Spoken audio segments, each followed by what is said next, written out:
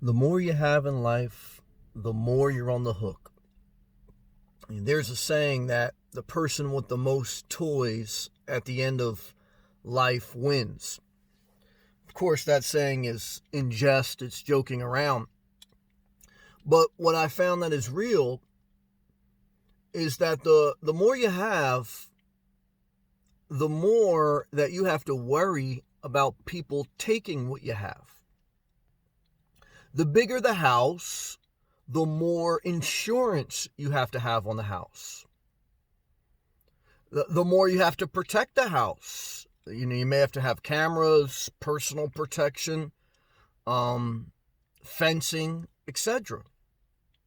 The more extravagant the car, again, the more insurance, the more you worry about the car. Like, you don't just go and park in the parking lot in any position.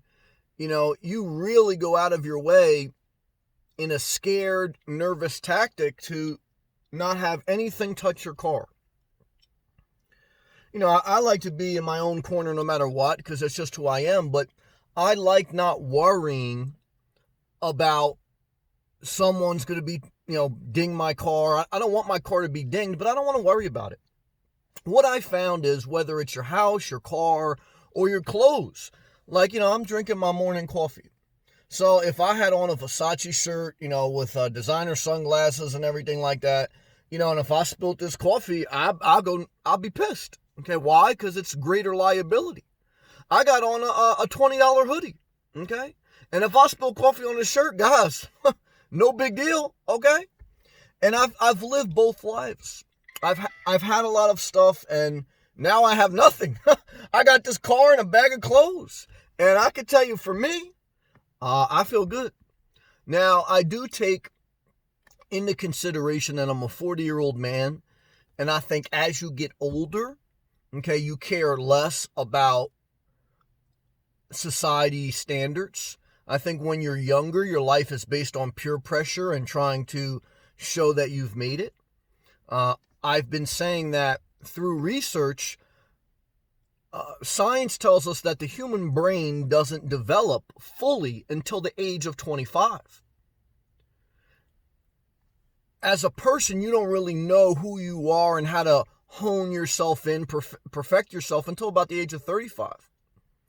So most of our lives, we're setting ourselves up for a disaster because we're going around with this undeveloped brain, an undeveloped character.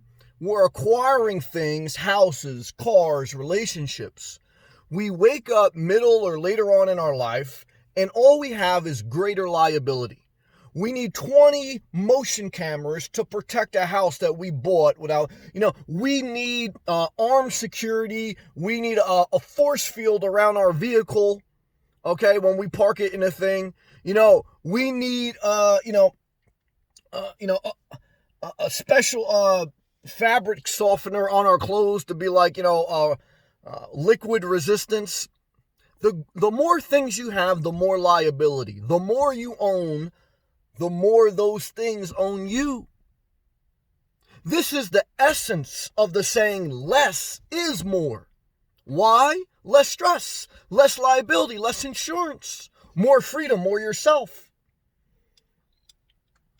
Does it matter? It matters to me. I thank God the Lord spared me, and I thank God that I put in the hard work to reinvent my life in my middle age. Now, I didn't have kids, I didn't have a spouse, so I was able to reinvent my life. When you have kids and when you have a spouse, you're not going to wake up one day and say, all right, I'm putting a house on the market, I'm throwing everything out, and that's it. You ain't going to be able to do that. So what I tell you guys is be slow to commit and be slow to form decisions that will leave you on the hook the rest of your life, because you really can't redevelop yourself. I think as you get older, you realize there's not a lot of answers to things. There's a better way of living for you as an individual. There's some things in life you're never going to fully be able to make perfect. So you just focus on what's best for you. And what's best for you is usually not getting screwed by more stuff.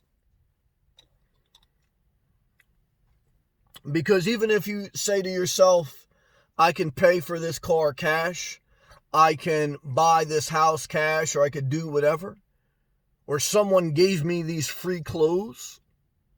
They're all liabilities. Anytime even someone wants to give you something for free, you have to think about the insurance. Like there was a joke, like, Oprah is going to give away like 500 cars. Well, guys, if you give away a car to a dead broke person and they don't got the insurance and they don't understand the liability, guys, that may not be a blessing, okay? So, everything in life, yeah, I often used to say too, like, when I was trying to get my health together, at lunch sometimes they would give away free lunch, free food. There'd be like an executive meeting and they'd say, all right, guys, we catered lunch today. And it'd usually be on healthy food most of the time. But that free food had a price. The more food, the more calories. There's no way around that. It's free, but there's a price to pay.